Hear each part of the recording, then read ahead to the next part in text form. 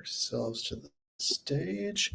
And hey, we're on live, but we have to get in the right position. Hey, everybody, this is Richard Duane, and I'm sorry we started a little bit late today, but and that is entirely my fault because I went to the wrong NYU building after Sharang gave me very clear and explicit directions to get to the NYU Game Center.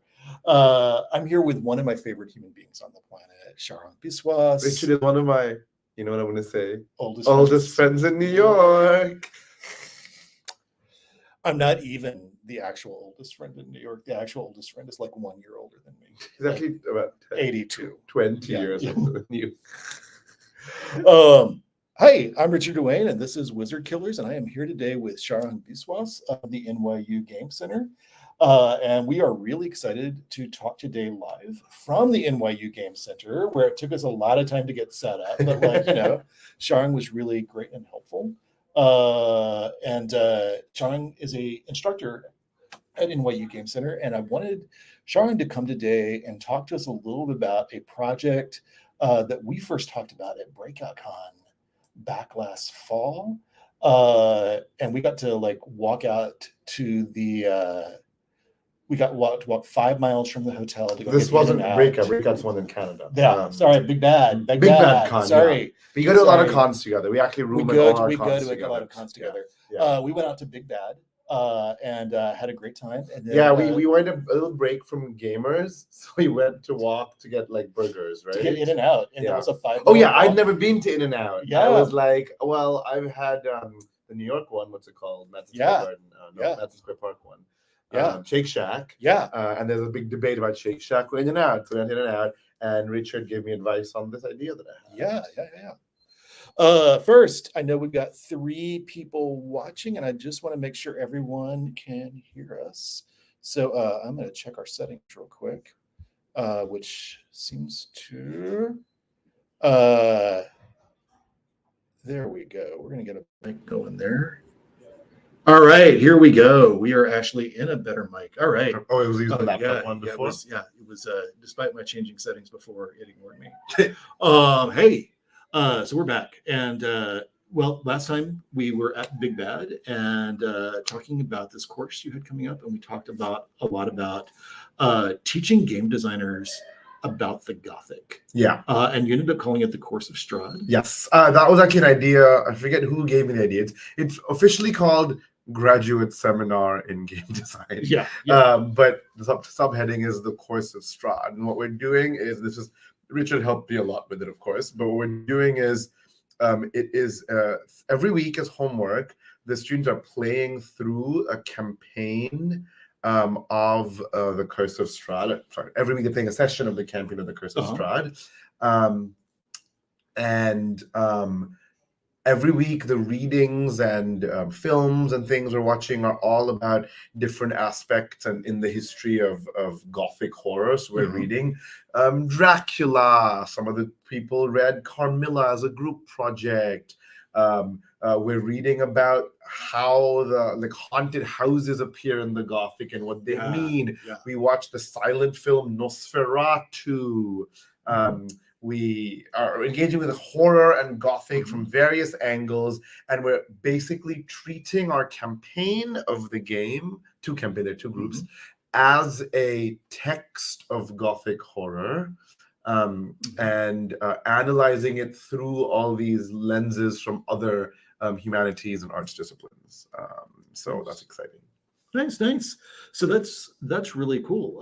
And so what I wanted to talk to you about today is a little about sort of taking that sort of multidisciplinary approach to game design, which I don't mean necessarily in the video game science and about thinking in terms of visuals and audio and all that other stuff. I want to think about how do you prepare yourself to write tabletop role-playing games or any sort of games by engaging with popular literature and popular film. I think in the LARP community we talk a lot about serious literary work, but a lot of LARPs are specifically inspired by a specific work, right? But in the tabletop gaming community, we talk a little bit about Appendix N, and we talk about a little bit about genre emulation. But tell me really specifically, as you dig into all the aspects of the Gothic this semester with your grad students, what are they sort of exploring, and what are they sort of coming up with? Yeah. So this is interesting, right? Because this course is specifically not meant to be a design course, right? And NYU Game Center is you get an MFA or a BFA. You get an MFA, which means there's a practice-based degree. But the department believes that in order to be able to practice well, you also need to study that art form, right? So there are a lot of theory-based courses, and the students have a requirement to take a few of them. I don't know exactly how many. And this is one of those, a theory-based course. And it is exactly what you were saying. The idea is that in order to make games well, you need to be able to look at them through different angles. And this one is specifically trying to look at them through all these other angles, looking at horror and the Gothic.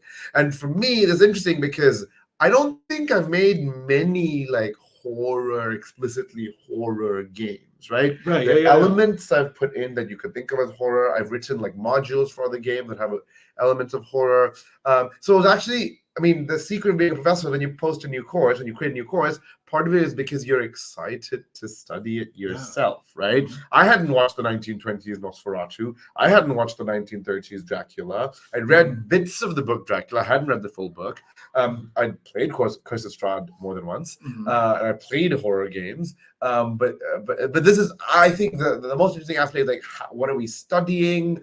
At the end, each student is like writing a small paper looking at a very different aspect. And we've looked at, we've looked at everything from the queerness of the monstrous figure in media as an area of study to very specific game design things. For example, we're going to read an article by Evan Torner coming up about designing monsters. We read an article early on about how monsters can be designed to create anxiety in the player themselves and not just in the character. So, for example, one of the big examples in the paper in the Journal of Analog Game Studies was about how the Rust monster and monsters like that that like target characters' equipment, and of course this applies to RPGs that are very like combat tactics oriented. Monsters that target characters' equipment and destroy their equipment is obviously a threat to the character, but also makes players feel anxious because the player's like, oh no, the resources I have amassed through playing are directly being threatened. Right. So we're looking at all the angles from game design to like I said, like queerness and monstrosity in literature, and the students are coming up with their own analyses. Hopefully, because again, it's an MFA program. Hopefully, by studying these and by thinking deeply about these ideas of horror and what Curse of Strahd does, this will inform their design when they work on other kinds of games. And that's the hope. That's the hope of all education, right? Like everything you learn will somehow swirl around and inform your work in some way, right? So So I think I wanted to ask you a little bit, sort of like, what have you, as a game designer, sort of gotten from engaging in different ways with Gothic literature? Because you've been looking specifically at fiction and film, as well as other games. So it's actually really funny because I don't make horror games a lot. When I read fiction, the Gothic stuff actually comes more into my like analysis of games versus my like design of games, right? So like I've been inspired by all kinds of things I can talk about today that inspire my game design work. When it comes to Gothic itself, for example, I'm a huge fan of Bluebeard's Bride, right? In fact, if you look at the Wikipedia page of Bluebeard's Bride, someone cited one of my articles in which I discuss it in the official Wikipedia page, but I'm like, and one of my proudest moments is when Whitney Beltran, one of the 3 designers of Bluebeard's Bride, at a previous Big Bad Con, not the one we just mentioned, recommended to folks that they take the game GM'd by me. And I was really excited by that. So Bluebeard's Bride, one of my favorite teacher RPGs, the British RPG. I voted for it when I was on the voting jury or jurors or judges or whatever for Indicate and things like that. I'm not sure if I'm supposed to say that, but whatever. They can't stop you now. Yeah, it was a few years ago. Because when game, and I wrote I hope lovely, I hope cool article for the Heterotopia zine studying how Bluebeard's Bride relates power and space together. And Bluebeard's Bride is a very gothic sort of game, right? It really strongly discusses one of the fundamental themes of Gothic literature, which is about the sins of the past visiting the present. And things like that. And I'm hoping I just submitted a talk to another conference delving much more deeply into the idea of Bluebeard's Bride. And so my knowledge about the Gothic really comes into that. I'm also working on, currently, I was commissioned in fall by a underground sex party in Brooklyn to create a role-playing game that I could run during an orgy for players, because they had a party theme on Renaissance and medieval fantasy, and they hired me like, can you make a game that we can run during the orgy? And I decided to make it about like a haunted house exploration. It was a haunted brothel they were exploring, and they were exploring what happened to the sex workers there. Why did they die? What happened? And I was using ideas of the Gothic in that. But yeah, I think the themes of the Gothic are rich, partially because everyone likes haunted house and ghost stories, and our modern conception of haunted house and ghost stories are so influenced by Dracula and by offshoots of Dracula. Like, Gothic horror is inescapable when discussing any kind of horror, right? Even unknown cosmic horror, which is another subgenre, you could argue, is influenced by Gothic horror, right? It is Dracula is one of the most influential stories in the history of English language, which I think is really, really interesting and really cool. And so, like, horror, which is a very popular genre, is inescapably and inextricably tied to Gothic. So knowing a bit about it is cool. And now that I've been teaching this course and doing, as you all know, and a professor teaches a new course, they do a lot of study, a lot of which was actually inspired. It was recommended by Richard. He gave me a lot of inspiration and watch this movie, read this thing. For example, I wouldn't have put Hitchcock's The Birds and then Daphne du Maurier's The Birds into the syllabus had Richard not talked about it with me. And because I've done all this research, I've been fermenting some of it that might turn into a game. So yeah, the really cool part of being a professor is like your students. This is a graduate seminar, which means the students are very deeply studying the stuff, and they have lots of cool ideas. Their ideas are also informing my ideas. It's been really fun. Yeah. So what specifically on the syllabus that made it onto your syllabus have you been most excited to see students engage with? So I was really amused by how excited everyone got by the 1920s silent Nosferatu film. Really? Yeah. So Nosferatu itself, when I approached the course, I was like, okay, everyone knows about this film. It's very famous. It inspired a lot of stuff. It's very influential. I'm going to put it in, but I hadn't watched when I was conceiving the course. I watched it when I was preparing for the course. And I learned about it when I was preparing for the course. Because remember, I also told my students, remember, guys, I am not a subject matter expert in this because I'm not a historian of games. I'm not really a scholar of games. I'm a designer of games, but I bring in scholarship to inform my work, right? So I was learning a lot when I was prepping for the course. I'm still learning as I'm teaching the course. And it's a fascinating movie. It's also the kind of movie that I, as a, millennial, and I'm not a film person. I enjoy movies, but I'm not a film person, right? I would not have watched the movie or even particularly paid attention to the movie had it not been for the course, right? Similarly with the 1930s Dracula, because I'm not a film person, I would have been like, why would you watch this? But preparing this course, thinking and forcing myself to think about this thing made me enjoy the movie a lot more, right? And the movie has some really interesting things going on, but I was well, one of the interesting aspects of the movie is every copy we're watching right now is illegal, right? Because when the movie came out, it was so clearly a ripoff of Bram Stoker's Dracula. The Stoker estate sued because they're like, you're copying our intellectual property, successfully got a court order for all the copies to be destroyed. This is for Nosferatu. This is for Nosferatu. Yeah. But of course, all the copies weren't destroyed. And that is why we can enjoy the movie today, right? So that's already the history of it is fascinating. But then there are a lot of interesting things going on. But the funniest thing was I came to class, I'm like, well, what do we think? And one of my grad students, a gay man, was like, Count Orloff is hot. And that was very amusing. And that actually sparked a conversation that we returned to multiple times this semester. I mean, the perks of having a gay professor is he will always bring in ideas of queerness into the course. We talked a lot about like monstrosity and queerness and what attracts us to this and gender and what does it mean that the woman was sitting and looking longingly out to the sea. Was she actually waiting for her husband? Or was she actually waiting for Nosferatu, who has for Count Orloff, who has this like weird magnetic charm about him, right? That became really, really rich discussion. We had a whole day talk about queerness. We kept coming back to this film. Then, of course, the word Nosferatu has influenced things like Vampire the Masquerade, right? You have Clan Nosferatu. Right, there. The Clan Nosferatu not only borrows the name, but borrows a lot of characteristics. They look like Count Orloff from the movie, right? Yeah.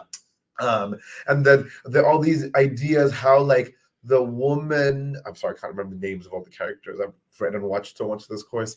The woman has to kind of like sacrifice herself, give herself up to defeat Nosferatu. And we were drawing parallels to the Curse of Strahd and the character of Tatiana, who is this like object of desire and by the count, right? We talk about how do we represent women in these horror stories about damsels in distress or figures of power and things like, does a character like Buffy, who is a badass woman, does it actually represent feminism, or is it a very certain specific masculinized kind of white feminism? And all those stem from this one movie, Nosferatu, which is really interesting. And we had guest speaker Evan Turner, who you obviously know. Yeah. He is a very, very influential scholar of games. He teaches games and film at University of Cincinnati. He was a guest speaker because his field of scholarship is speculative fiction films in Germany. He writes about like old school like science fiction Spends a ton movies. of time on Gothic and horror. And so he gave a guest talk about the influence of this movie and what it mean. And he had like 10 points. One of them is like, this is a very gay film, right? The director was openly gay. Max Schreck was that the actor? I forget names. The director was openly gay, and all the queerness that goes into it. Even there's in Benshoff in The Monster and the Homosexual writes about this idea that a film can be explicitly queer by including queer characters, by having queer people involved in the making, but also themes that resonate with queer culture can appear within the movie, right? And there are lots of arguments about like how monster movies are about otherized individuals. And in fact, many old school monster movies tend to have a scene where a hetero couple about to be in a clinch or about to hook up or something are interrupted by the monstrous arrival, which in a sense you can read as the monster disrupting heteronormative activity. Right. And so and then these movies aren't about the couple, they're about the monster disrupting them. So we watch these movies for the queer figure, for the monster figure, for the otherized figure, right? And again, Nosferatu really brought that in. About there's a bit where his minion person is like having rocks thrown at him on the roof, and then he's like laughing and like, what does this show about like queerness? And there's a scene of him being chased by the entire town through the streets, and it was surprisingly, I mean, it's a very famous film, there's a lot written about it, but for me, who doesn't go out of his way to watch silent films from the 20s, especially like near illegal sort of like indie-ish films.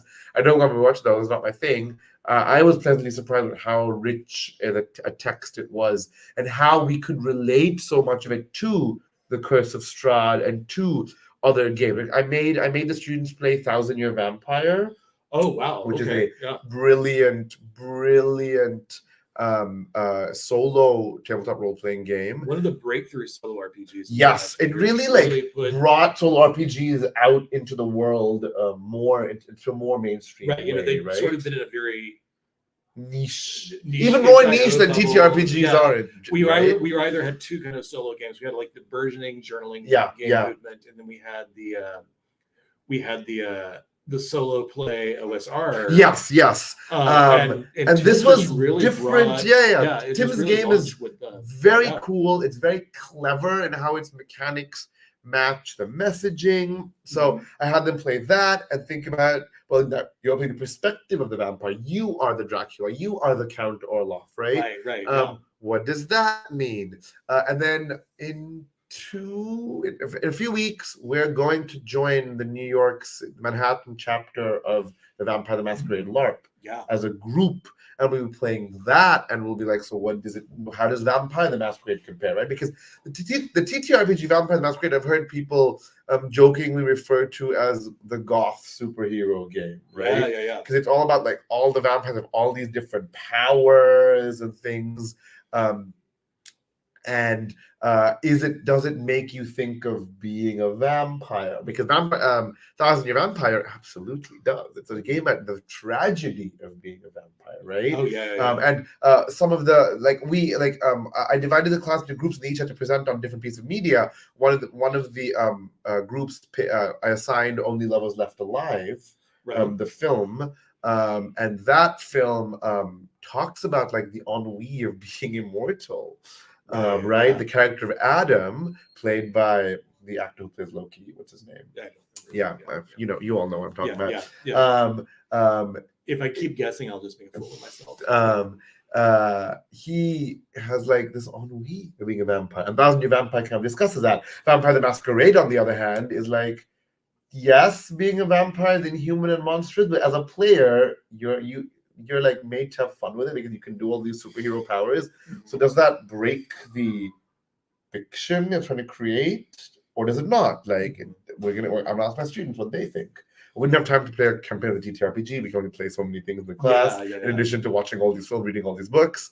So I think that's really interesting. Of course, Dracula is like the seminal sort of text, right? Because that's where we draw so much of our.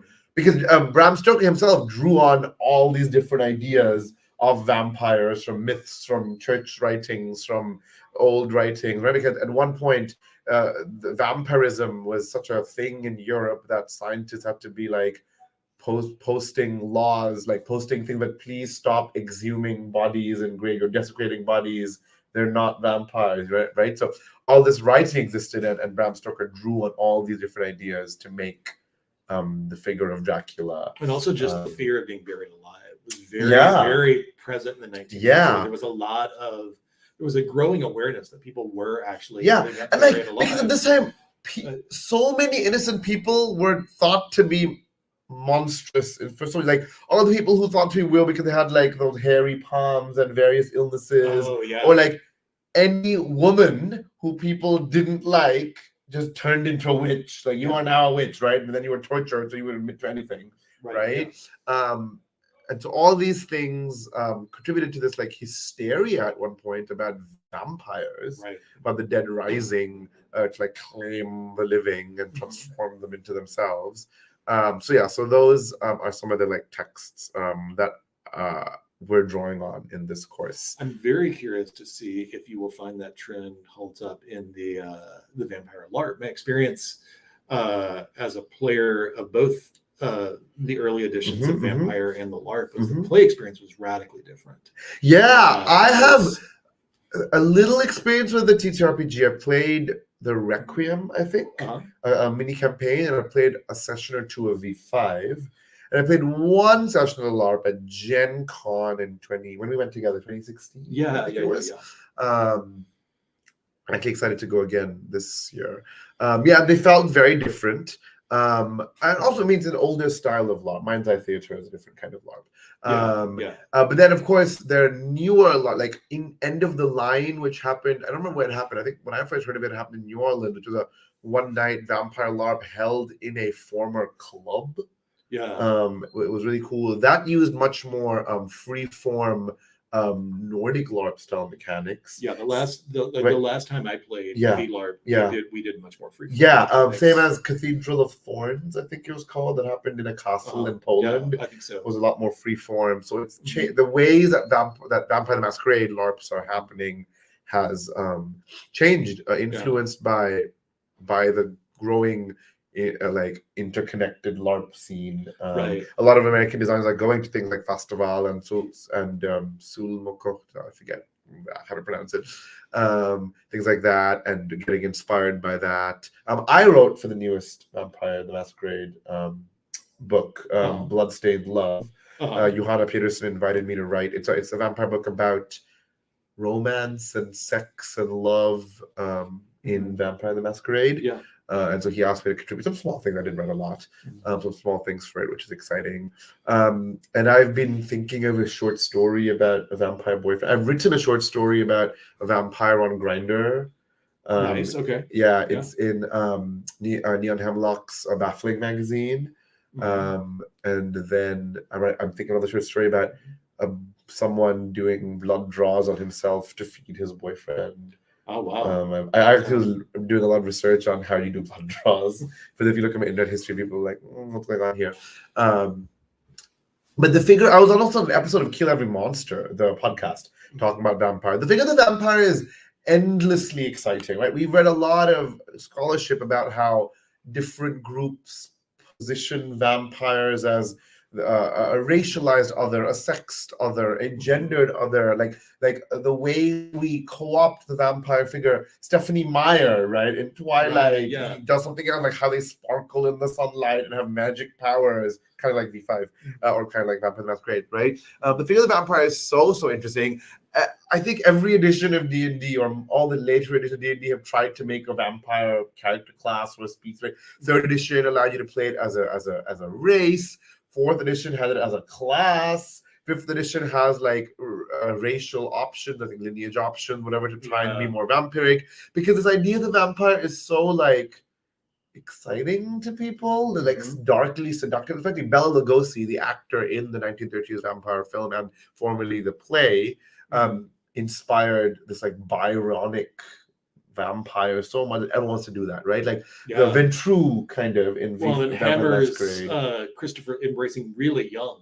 Christopher Lee being tall and stuff. Like we think of Christopher Lee as the 90s, one of the iconic, one of the early. We think of him now as Saruman in Lord of the Rings. But at that time he was tall and dashing. And all looked amazing in a suit. And athletic. And this idea of the sexy vampire exists in so many games, right? Monster Hearts. Avery Alder has the vampire. The vampire in Avery Alder's is very interesting because every character in Monster Hearts has a sex move, right? So i.e., this is of course inspired by Apocalypse World, by Vince and Meg Baker. The vampire, every character has a sex move. When you have sex with someone, something happens, right? So like, I don't know, you can take a magical token from them and cast hexes on them if you're a witch. Or if you're the fae, you can extract promises from them. But the vampire doesn't say when you have sex with someone. The vampire says when you deny someone sex, which is very interesting, right? So again, Avery Alder is giving her own interpretation of what it means to be a vampire, drawing, of course, on popular literature, because Avery Alder's the idea of Monster Hearts is partially inspired by Twilight, right? Like high school monsters and what it means. And Avery Alder is, I've written an article about that where I quote her, an old interview of hers, where she says bad fiction makes for good gaming because you can rely on the tropes that might be silly in the book, but in a game is exciting to live through, right? And then Urban Shadows has vampire as a like a networking figure, like they keep drawing people into their web, and so the vampire is a different sort of beast there. What other RPGs use? Well, I'm vampires? also thinking of Dresden Files, which exist as yes, a RPG, right? novels, The fake system. A very briefly lived TV show. Yep. But it's a very much about that. Like the vampires there are sort of this encounter between the Gothic and noir, which Harry Dresden represents sort of noir. Yeah. As a walking as like a noir detective, right? And who's the author? Jim Butcher. Jim Butcher kind of plays it many ways because he has 3 kinds of vampires, and each of them is a different trope of vampires, right? The Red Court is these monstrous blood drinkers that transform and are ugly. The White Court are the seductive vampires, and the Black Court is a monster movie kind of goofy vampire who has all these weaknesses like garlic and stuff, right? And remember, it's important that in Dracula, it isn't garlic that he's allergic to. It's a different kind of. It is garlic, but also like they country life, like they put garlic flour. It's really interesting. In the movie, in the 1930s movie, it's a different herb though. In the 1930s, in the movie it's a different herb. So all different folklore and stuff, right? So Jim Butcher uses also the challenge of presenting things in a movie versus presenting things in a novel. Right. Like we talk about that, right? What does it mean to be a game versus a novel versus a movie? We talk about that in lots of class all the time. So I think the figure of the vampire is very interesting, and this idea of the Gothic is very interesting, right? Like the tropes like haunted house, sure, which is very influential, right? Haunted houses, but also the like ideas of like the past coming back, the sins of the father haunting the sins of the present, the ideas of how a space can hold memory. Those are all present in lots of kinds. Right? The idea of dungeons as like these spaces of horror. You can relate that to Gothic ideas. I think that's like really, really interesting. All right. So we've got about 20 minutes left before we're switching over to play the recorded interview with Viditya. Who's cool. Viditya very really, cool. Really, really cool. But first, I want to talk to you for just a few minutes. And this is going to lead into something I know you're going to talk about during your 3 recommendations portion. Yeah. But like one of the things we talked about last time we talked about your 3 recommendations is that how often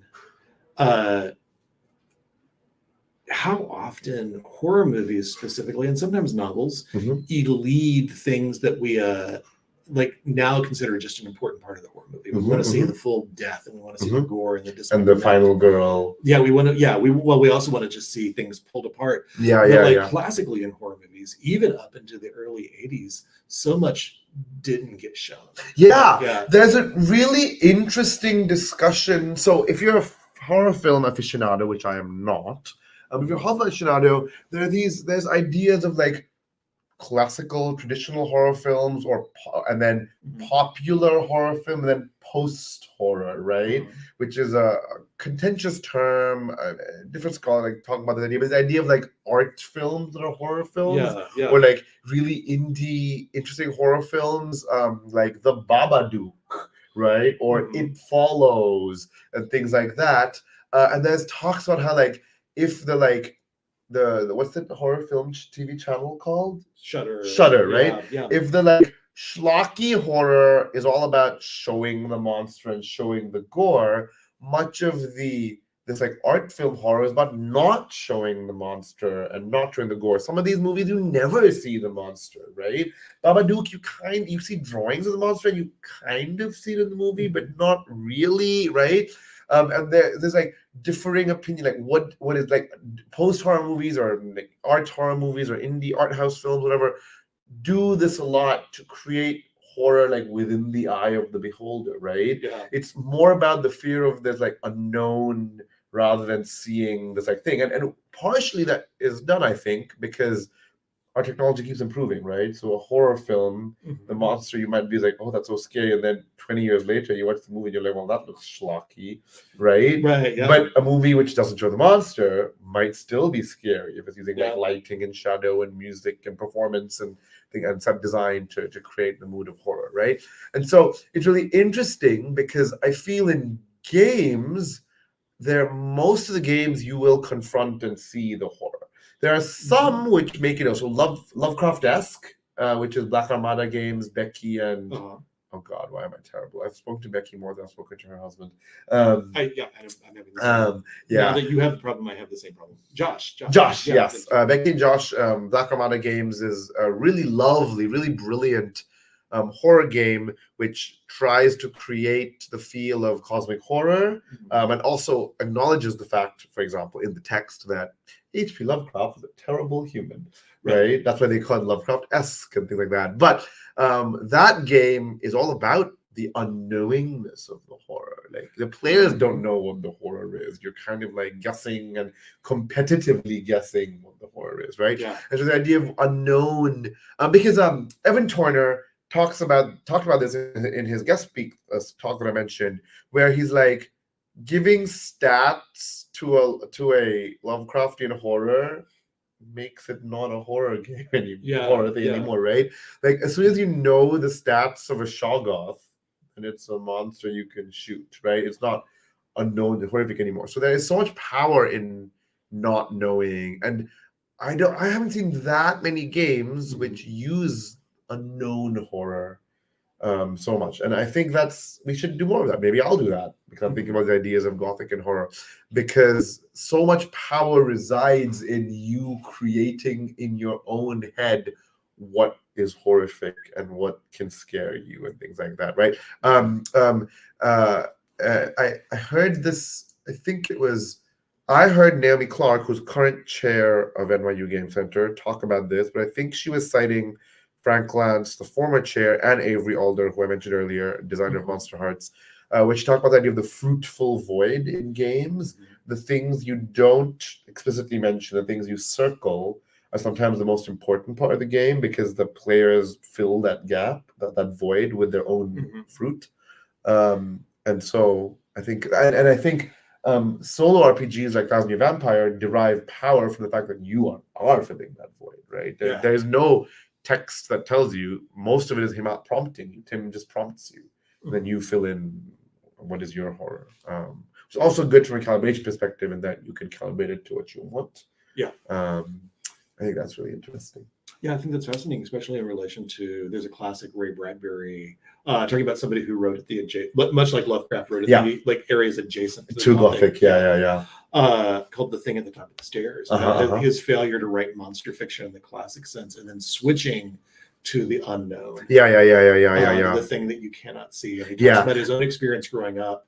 And this is why I don't have that much faith in those new virtual tabletops that are like fully graphics full, and we'll have animations of monsters. I'm like, I have Baldur's Gate for that, right? I don't need that in my TTRPG. One of the powers of my TTRPG is that I can talk to you and describe something, and you create a picture in your head, and I can ask each of you to add something to scripture. And we've done this in games that we played together, where the GM, maybe me, maybe you, maybe someone else, will describe a thing, and then ask the player what one thing about this monster scares you, right? Oh, it's dripping blood. Oh, its eyes remind me of my mother, and there's a power in that. Just like video didn't actually kill the radio star, like podcasts are bigger than ever. Virtual tabletops and graphics are not the future of TTRPGs. They are a branch of TTRPGs that some people might engage in. But a lot of power comes from not having images. We still love reading fiction, even though movies of the same fiction might exist, right? Like you cannot, like the Dune movies, the new ones, not the old one. The new Dune movies I really like. I think they're brilliant.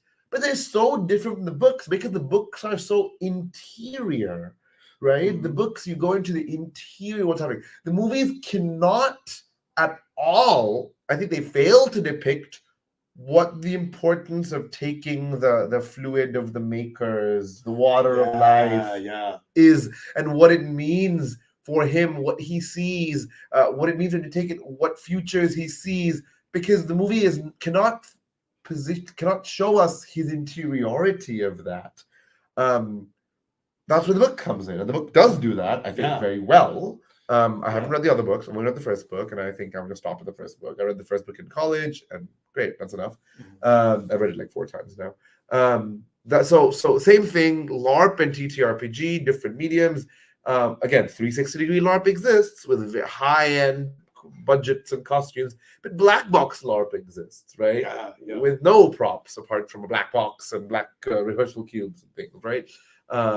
Much also like varying level of props, varying levels of between props. players, exactly. And again, that idea of the unknown is powerful in human imagination, right? I think that's really cool. Because it's through there that we form ideas and association, because my imagining of a certain story is very different from yours, and because we bring in our own life experiences, right? You have a very different upbringing from me, and that informs how you interpret text, which is lovely, right? So now we're on to the last portion, the portion that Sharang and I have done before, and then had the entire audio cut out 2 minutes in. Sorry, conversation was entirely lost. So it was a great conversation. We're going to recreate that conversation in the next 14 It was a great conversation, and we were in the amazing 20-sided store in Brooklyn. Yep, we were where we did the second episode. Right, it's a lovely store, so I'm glad the viewers got to see it at all. All right, so last question for you. 3 recommendations you think game designers of media at all that you think game designers should be paying attention to. So let's start. So 3 things, well, 3.5 things. I told you last time. Bonus. Both you and Viditya gave us a bonus. So that's because we're rebellious New York Asian game designers. Game design professors. Lol. So my first recommendation is Scott McCloud's seminal book, Understanding Comics. It's a brilliant book. It's a book doing like a academic, it's not peer reviewed, but it's doing an academic sort of study of comics in comic form. The entire book is a comic. It is also very accessible. I know we say very accessible. And I know we say it's academic, but that is academic in that it is a very in-depth analysis. It's not a peer reviewed text, right? Sam Delaney talked about the fact that this was a pretty strong semiotic introduction to just basic. And I highly recommend it to any artist of any kind, right? Not just game designers, any film people, fashion people, anyone, right? There are a lot of concepts in there that you can use and give. I gave a talk about this once in 2020, one of the online cons. I talk about the idea of how he has a whole chapter on framing scenes, which is very, very valuable. He has ideas of abstraction, which are very interesting. He talks about abstraction in a visual design sense. We can think about abstraction in a mechanic sense, and how human brains can like put meaning onto them. And he talks about ideas of closure, where things that you don't see, the brain like fills in, which is kind of what we talk about, this unknown and things. So that's a really, really powerful book. If you read it, I talk about comics and then try and see where you can apply some of those concepts to game mechanics and things like that. My second recommendation is Jason Cordova's Brindlewood Bay, which I think really shifted for me the paradigm of what a mystery game is. Because in Brindlewood Bay, neither the players nor the GM nor the author of a module knows the perpetrator of the crime at any point, right? You discover clues. The clues are seeded by the author. The GM then drops them in whenever the mechanics and the rules and the story makes it important. And the players use the clues they have and they randomly found and then creates the solution to the mystery, right? The Indie RPG Magic School Mystery also does things like that. So I really like that. This idea of unknown and filling in is really important there, because literally no one knows the ultimate mystery. You create the ultimate mystery together. And some people think it isn't as fun as solving a mystery. I argue it's a different kind of fun than solving it, right? Solving a mystery is unwrapping a puzzle is a puzzle-solving act. Brindlewood Bay is a creative act in solving, in quote marks, that mystery. It's brilliant. It's really cool. It's been very influential to me. And then finally, this is a theme of the unknown coming in a lot. This is my paired recommendation. Is contrasting Susanna Clarke's multi-award winning Jonathan Strange and Mr. Norrell and Robert Jordan's Wheel of Time, which normally I would not recommend anyone read because it's like 15 ginormous books, and we all have better things to do with our lives than read 15,000-page books of an epic fantasy series. But for this book, it's cool because these two books have very contrasting ideas of magic, and more importantly, they contrast how characters feel when doing magic, right? In Wheel of Time, Robert Jordan goes into detail at what it feels like to do magic. You see the flows, you weave the flows, you draw in the one power, and then you feel alive when it fills you. And then if you draw too much, you feel alive to the point of burst. You know, like he paints a very vivid picture of what it feels like to do magic, which many texts which have magic don't do. You don't, D&D never describe what it feels like to do magic, just as you do magic. Right? A little bit about Vancian, like spells in your head, but doesn't talk about the feelings ever, right? Magic the Gathering is called Magic the Gathering, but their fiction isn't about the magic. Right? Like when I see characters do magic, very often they wave their hand and something happens. And I'm like, I want to see what it feels like to do magic. So Wheel of Time is very influential for me because it made me think about like, and then on the contrary, Jonathan Strange and Mr. Norrell, the magic is very academic and stuffy, and it doesn't describe what it feels like to do magic because Jonathan Strange and Mr. Norrell kind of makes magic impenetrable. Like it feels weird and esoteric, and why are they doing weird things? And it's really good at creating this tone of stuffy, academic, bizarre magic that you need years and years of study in order to understand and practice, right?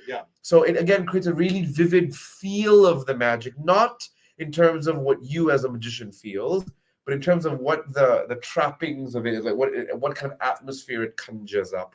The atmosphere of like weird and fae come in and things like that, and that's really lovely. So those two books I think are influenced. I read them both as a teenager, so those two really influenced my ideas of magic and how it is portrayed in games and books and things. Similar, another bonus is Magic for Liars.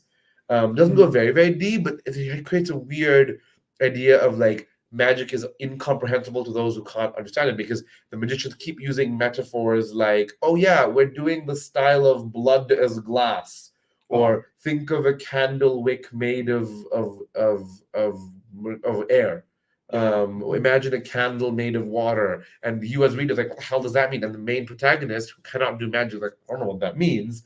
But every other wizard like, oh yeah, okay, blood is sand. Yes, I know what you mean by using the blood is sand approach. And we're like, what? So again, the feel of magic, I think, is something that is ripe for exploration in games. Perfect. All right. Yeah. Well, thank you. We are going to shift over. We're going to take a quick break, and then we're going to shift over and look at our pre-recorded episode with Viditya. And Viditya's recording is a little echoey, and this audio may actually be echoey. We did not get a chance to sound check this room. We're not equipped to sound check things. But I'm glad that today's episode became two South Asian games professors in Manhattan. Or in Brooklyn, technically, Technically. Well, actually, he teaches in Manhattan, right? Viditya teaches at Pratt here in Brooklyn. Oh, yeah, so both of us teaching in Brooklyn. Yeah. So I live in Manhattan, though, but two South Asian game professors in Brooklyn, which is fun. Well, I am going to switch over now, but we're going to, we're just going to wave. In the Tony Vicente tradition. And then we're going to, but thank you. Thank you for having me, and thank you, audience, for the gift of your attention. All right. We're going to wave as we go out. Bye.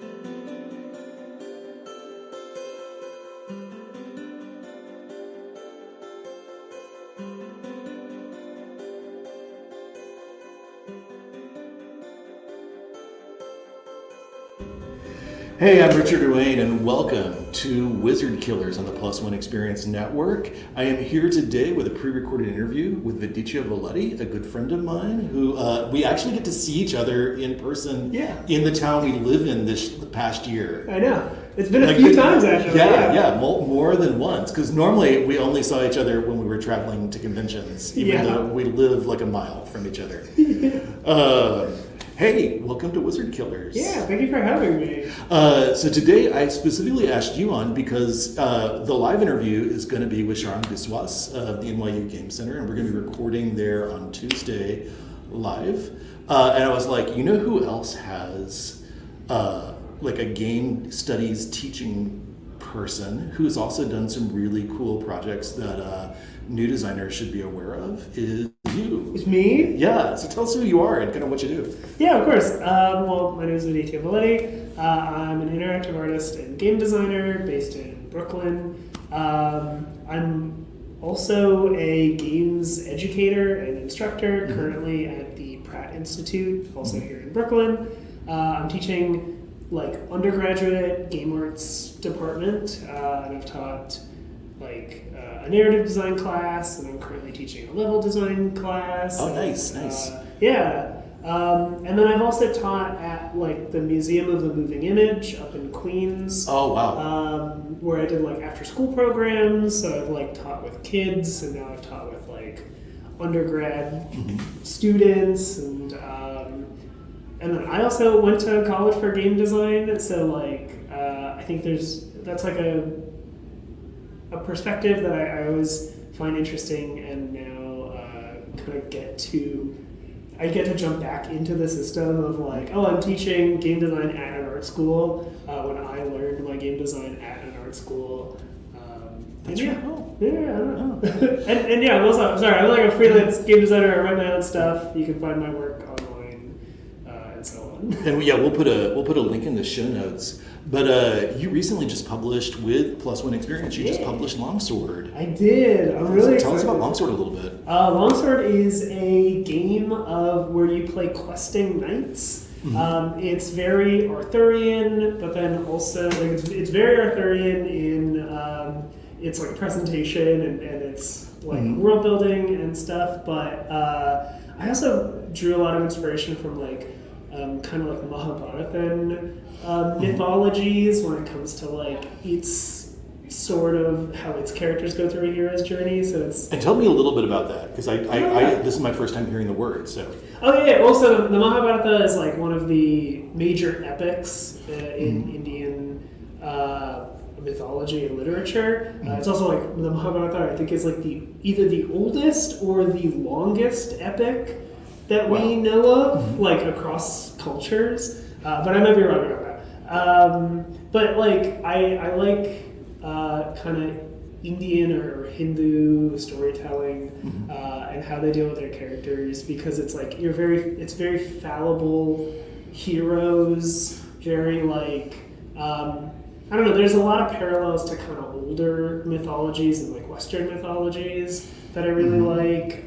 This idea of like your destiny is set in stone often. Like a lot of our heroes are like, they know when they're gonna die and how they're gonna die, or like they know, oh, I will have to, like I'm destined to win this fight, but I'm also destined to lose this one. And it's a lot of like wrangling destiny and accepting it and trying to fight against it and so on, that I just find really fascinating. And so I kind of threw that into like the questing knight's tale of like, I don't know. Also, Longsword kind of came out after I had watched the, I think it was after I watched The Green Knight. But The Green Knight very much, also influenced it in this like, he's like running away from a destiny and so on. How do you challenge it and how do you meet it? And so that's kind of like a big part of it is like, all right, you're telling these small stories about these knights, but then, it's kind of about it's a little bit about both the journey, it's a little bit about the destination, it's all that kind of in between. That's really cool because I feel like in fantasy we get into the mode of trying to create heroes who are just morally upright all the time by the moral code that we impose on them, and they're very rarely flailing and failing, and they very rarely confront their privilege that allows them to flail and fail. We see that a lot in chivalric romances in the West. So, and we see it goes back to Greek mythology. We see the gods in Greek mythology. So it's really cool that that's another kind of pattern that you like, another kind of source or inspiration. I really love it. I mean, this is I'm always like, I don't know, polytheism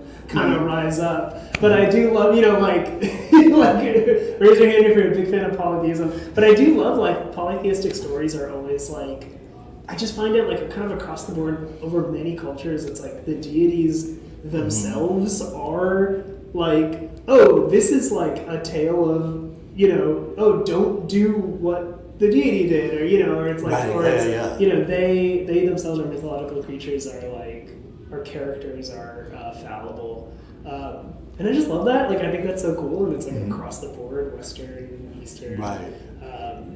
And yeah, I like, and what are knights of like a round table, but like kind of, deific creatures in Arthurian myths, where it's like, you have Lancelot, and you have Gawain, and you have Arthur himself, and like this whole court, and I'm like, yeah, I don't know, it's kind of cool to maybe. But it actually predates knighthood as a concept. Oh yeah, yeah. I mean, like the Arthurian. Yeah, the Arthurian myth like predates knighthood as a concept, and all these things we sort of like read back onto it. Oh yeah.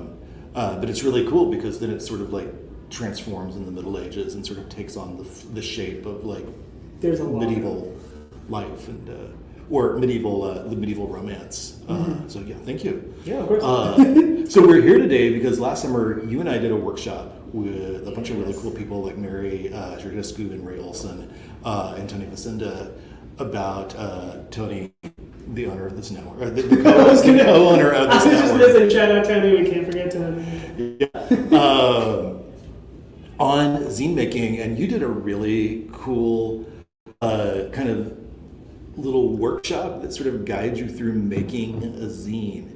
And we had talked, before you brought this out, we had spent a lot of time talking to people about really thinking about your space zine. And that involves thinking about your audience and what you really want to communicate with the game. And that sometimes that means you can't write a game for every single particular audience. Like you may need to really focus on new role players, or you may need to really focus on experienced role players, because you don't have room to go like, oh, if this is your thing, then think about it this way, or if this is like with 32 pages, you've got to really kind of like think towards your space. Yeah, that like the 2 pages that takes up a like, what is an RPG? This is your first RPG. Like that can actually be like real. Yeah, especially at 5.5 and 8 by 8.5. Like page size or trim size, depending on the visual designer you're working with, that can be a lot of that can take up a lot of space. So you did this really great little zine called Blank World, and I thought it would be really fun to walk through Blank World, and we won't be able to fill it in, I don't think, without me lunging across, but we'll see if we want to do that to the keyboard. But I really just kind of wanted to walk through this cute little, cool little game that you can grab on Viditya's itch page, right? Yeah. Just Viditya Voleti.itch.io. Yeah. Easy, simple. Nice. And that'll be in our kind of show notes when we air this. So we're going to just start with Blank World shows a sort of like a homage to PBTA, Foundations in Apocalypse World. But this is actually, it uses something inspired by the polygon system. Am I saying that correct? Or the polyhedral? I can't remember if it's polyhedral or polygon. Sorry to Chris and everybody at 9th level that I've forgotten the name of the system. But this is sort of inspired by the work of Chris O'Neill and others at 9th level games on that system. And but shout out to them for kind of giving us these mechanics that were kind of the base of this. But you get a basic sort of simple title page. Yeah. I will say, like I was like, what should I name this? Like fill in the blank something. And that real like kind of homage to the Apocalypse World PBTA thing. Yeah. I was like, I never actually made, like, I don't really make PBTA games for like a whole reason myself, and I just thought it was like funny. I was like, yeah, you know what? Like, I remember not being a part of that community, but like now going back and seeing like, oh, like, hey, I'm looking for this kind of a game, and it's just like, you want a PBTA sci-fi game? Here's Space World, and here's literally Dungeon World, and all these. And I'm like, I don't know. I just thought it was very funny. Yeah, that's really cool. So I'm going to scan down in our little viewer here, and I apologize that I did not line up the viewer perfectly, so we have a little bit of black space or gray space on the side. So if you are a perfectionist, this is probably not the show for you. How dare you? I know, really. I just got to be honest with people. So let's kind of back up. If you were making this today, what would, like, if you were filling in this blank world today, what would be the title? Ooh, fill in the blank world. Oh god, what would be the thing? Actually, you know what? I've been thinking about supers a lot. I don't know. I've been thinking about supers. I'm having little conversations about supers games.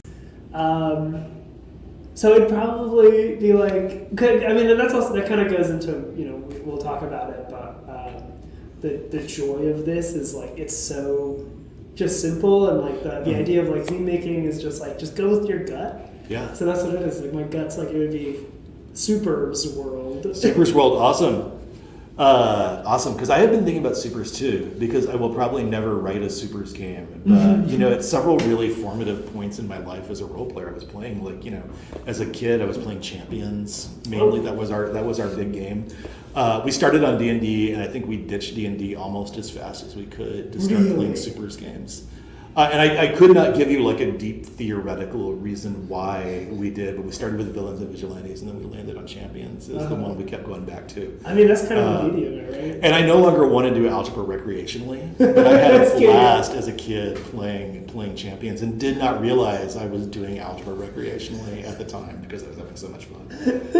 That's all I know about old school supers games, is that they cared a lot about whether Batman could beat up Superman. Yeah. It was like, can Batman beat up Superman? Well, how many points did Batman dump into his power pool? Yeah. So let's get over to stats. Yeah. This is going to be a supers game. What are the 3 stats? And is this going to be like, well, I guess emotion stats, or is this going to be power stats? Like, is this going to be like, here's your fire stat, and here's your punching stat, and here's your kicking stat, or is this going to be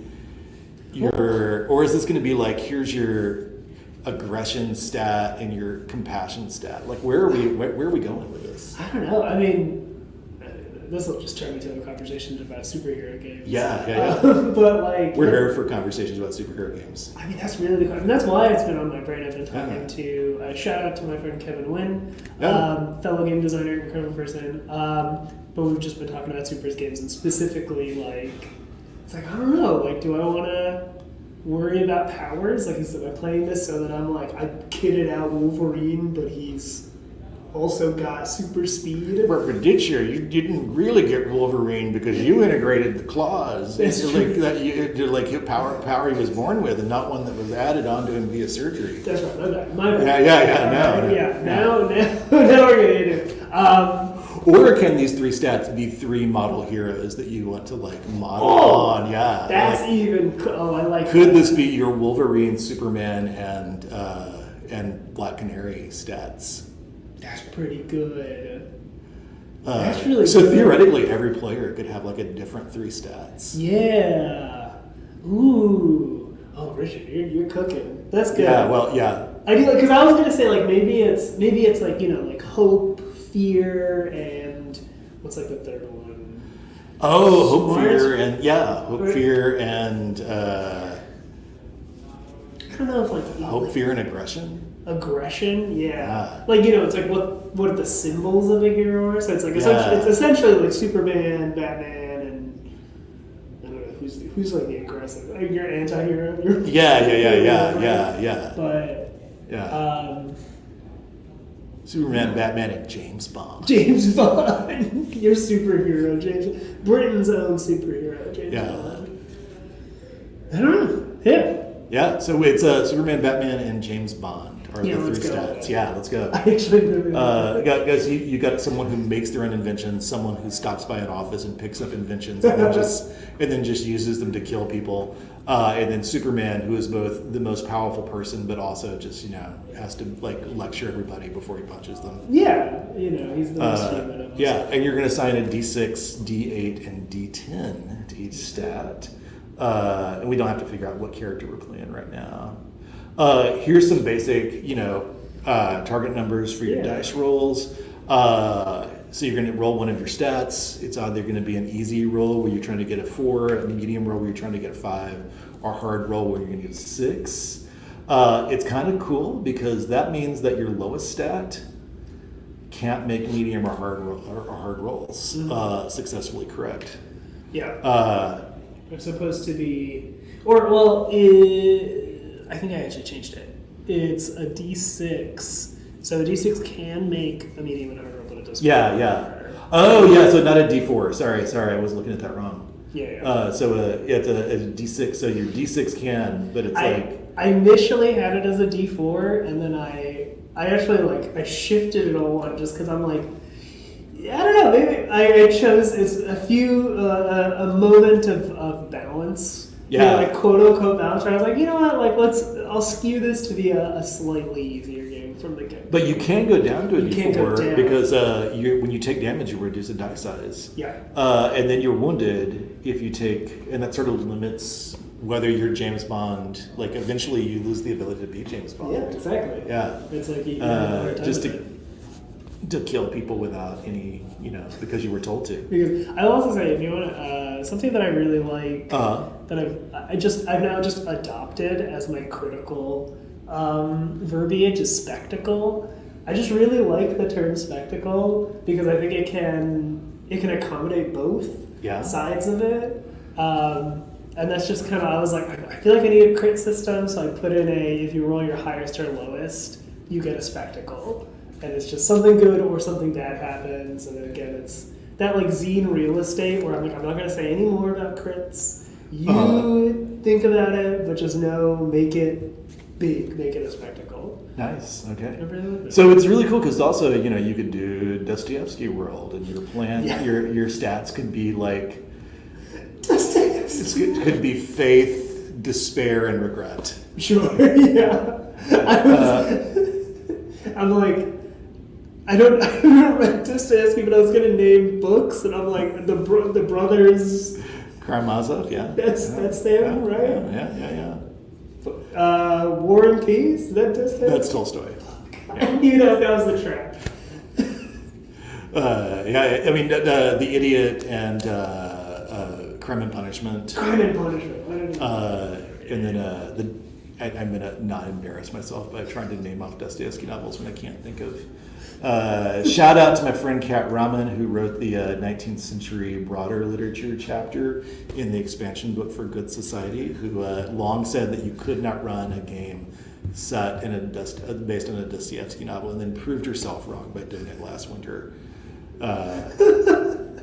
That's incredible. Also, just shout out to everybody involved, Story Brewers and everybody involved in Good Society, my absolute favorite freeform game in existence.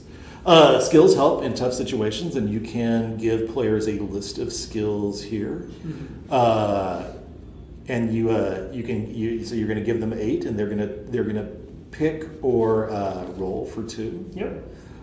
So in Super's world. Super's world. What are the 8 skills? Okay, so now we're getting into, I think, are these powers or are these abilities?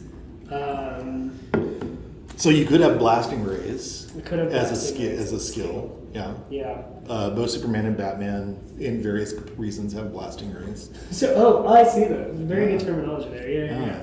Blasting rays, I feel like we could do super strength. I mean, that's a simple one. Yeah. Our physiological based ones. So maybe it's super strength, super speed. Yeah. Those kill 2. I don't know. your ability to make stuff, right? So it's like I don't want to say just crafting, but Right.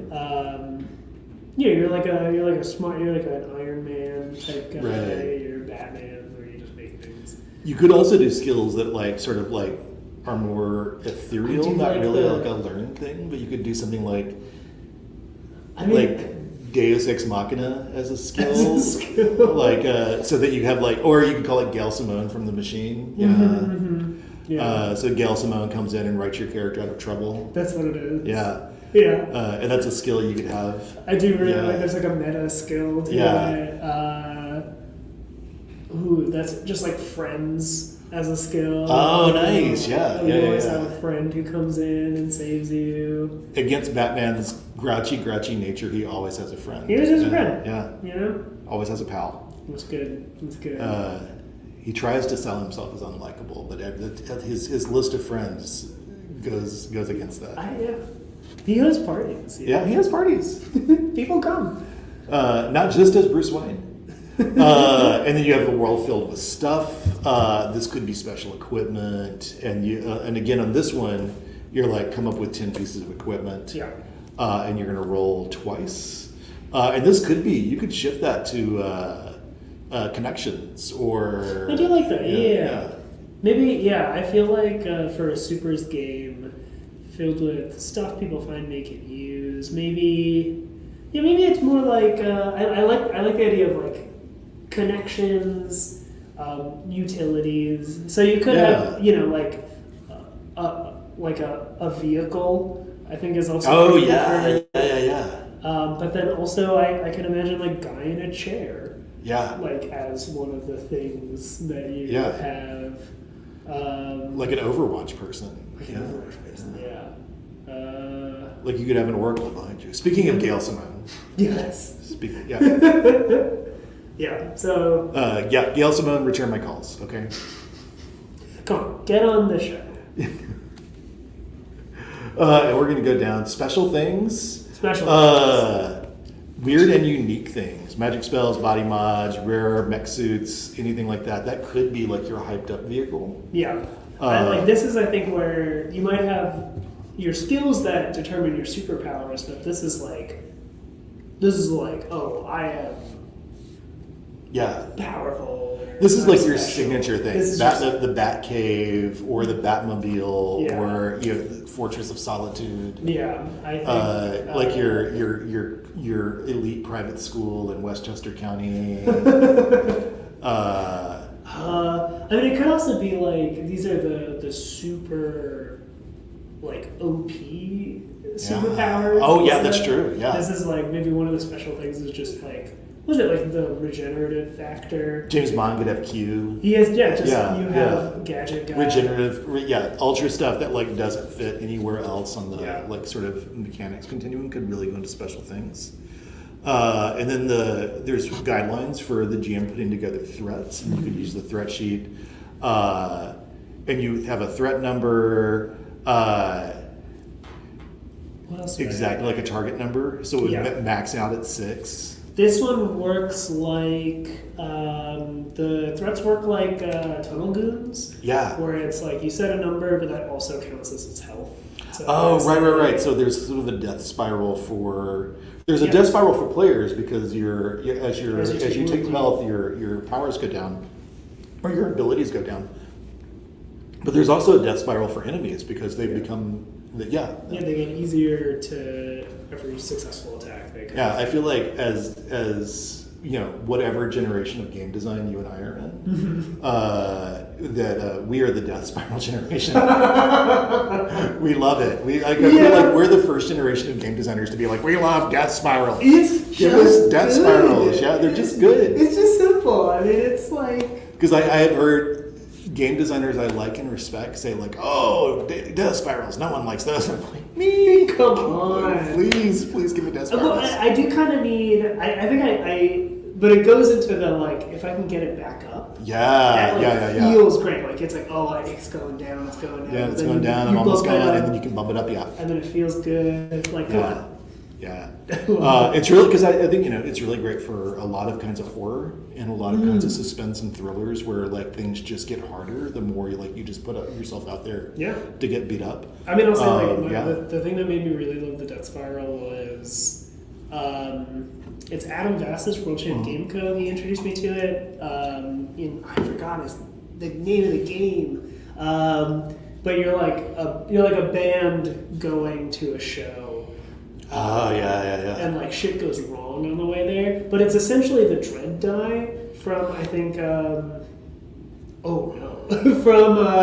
Trophy. From Trophy, yeah. That's what it is, yeah. Where that's when I fell in love with it, where I'm like, oh, it's just this die that you roll that slowly ticks down. Yeah. And then you're like, stuff's going bad. I'm gonna die. It's also part of Traveler, which I know Nate drew from a lot when putting together tunnel guns. Like the basic 2d6 versus the target number is very sort of like as old as Traveler, and that Death Spiral, because all damage goes straight to your stats, and that brings your modifiers down. That brings your ability to do things down.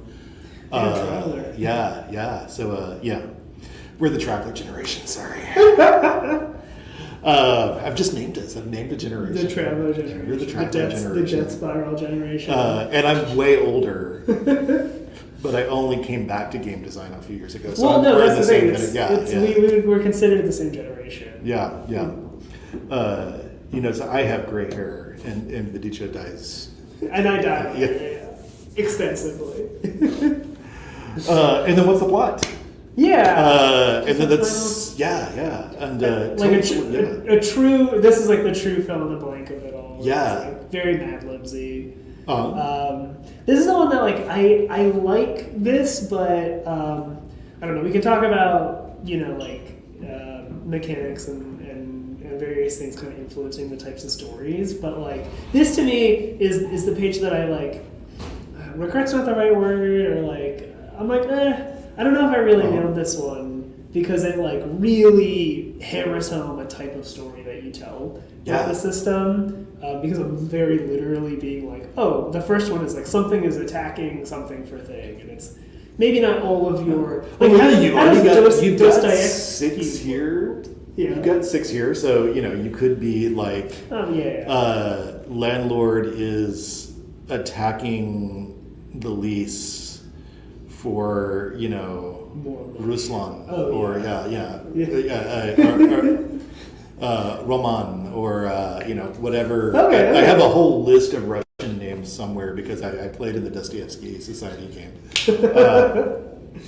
Well, okay, then you convinced me otherwise. Like No, you've got 6 here, and this I'm thinking of when Jared Sinclair did. I am blanking out. What's so cool about outer space? And so you want to be an adventurer, and the end was always just a series of short tables that just like, hey, here's some threats to get you started, and that's the mad limbing out here. Shout out to everybody's friends in Twice Rolled Tales who just funded Tabletop Gone Mad, their Mad Libs adventure generator.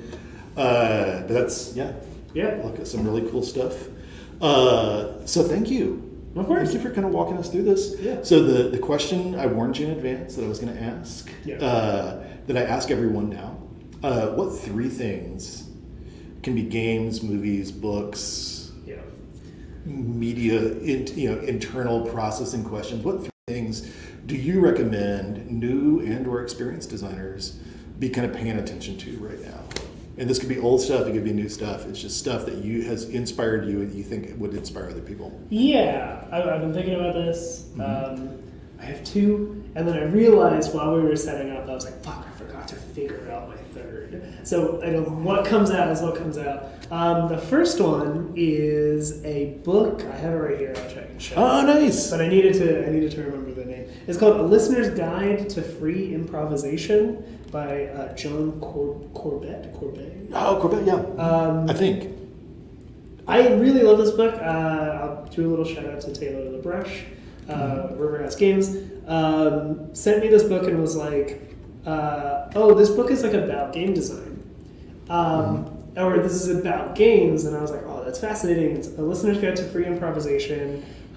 Free improvisation is like a form of jazz where you're just kind of going off. It's like people just really making noise together. Yeah. And then like, I don't know, I love jazz, and I think about jazz as game design all the time, but then like this got me really thinking about stuff, and it's just like, how do you listen to it? How do you think about it? How do you figure it out? Right. I have a note here that I thought people would enjoy. Like as I was reading it, I was just like, I need to make notes about this. And it's like, is the rhythm of game? Oh, this might actually spark some discourse. Is the rhythm of games the system or the story? Would you be more lost telling a story without mechanics, or mechanics without a narrative backdrop? So you guys, I don't do engagement questions on Twitter, but I have my guests give you engagement questions on the show. But it's like that's so like, spark some discourse, folks. Yeah, let's do it. But it's like things like that got like this book got me like thinking about things just like through the veil of a different medium, which I really appreciate, and I think more game designers would love. And then in a similar vein to that, of like stuff that's not about games but makes me think about games, is a book called "A Swim in a Pond in the Rain" by George Saunders. Okay. He is a literary professor, and "A Swim in a Pond in the Rain" is kind of like, it's a collection of I forgot how many, but they are Russian short stories, like or short stories written by like Russian kind of masters. So like Tolstoy's in there. Right. Shout out to Tolstoy. Bring it back. Yo, Tolstoy, yeah. But and he essentially just like kind of goes through and talks about story structure and writing about stories, and how to like read stories and how to get better at writing them. But it was like a book that I was told to talk about. Like it was a part of a given curriculum to me for narrative design. Oh, wow. And this is like a narrative design for like video game developers in the college. But I was like reading it, and I'm like, oh, this is like fully also about games. Like I was like writing in the book in the margins, like they're talking about games. They're talking about games. There's this whole thing about like pattern stories, which is like a term that I had to learn before that book, but I know it's like a type of story structure. It's like thinking about stories as pattern stories, and I'm like, pattern stories is games. Like I don't know. There's like a lot of stuff there, so highly recommend that. So just like two ways to look at game design through critical lenses of other mediums, right? So just finding the parallels I really love. And then the third one is, again, I'm like, do I do a game? I haven't mentioned a game yet. Do I actually have mentioned a game that I think people should look at? Should I go back to some other form? I don't know. It's all books. I'm going to go with the first thing that came to mind. And this is like a personal one for me, so I don't know how useful it'll be for everybody else, but I think for new designers, it could also be good to look at. There's a novel called A Long Way to a Small Angry Planet by Becky Chambers. Yes. You know that book? Yeah. Oh my God, I love that. It's like, so to me, like that was really important to me because I read it when I was beginning to make role-playing games. I was really diving into it, and I read this book, and I'm like, there's like, it feels incorrect to say this, but there's not a lot of like plot necessarily. It's very, like, her writing is very episodic with these beautiful through lines that are just powerful through lines, but the events are very episodic. The events are very episodic. It's like there is some grander story-ish in the background, but like it's all about characters. It's all about this like these characters and how they grow and how they evolve, and it really just like showed me where I was like, oh, I can like, there are stories, and I was just like really rooted in like, I love like heavy plot things. I'm a big fan of like there is a story structure, and you know, like there's acts, and you gotta,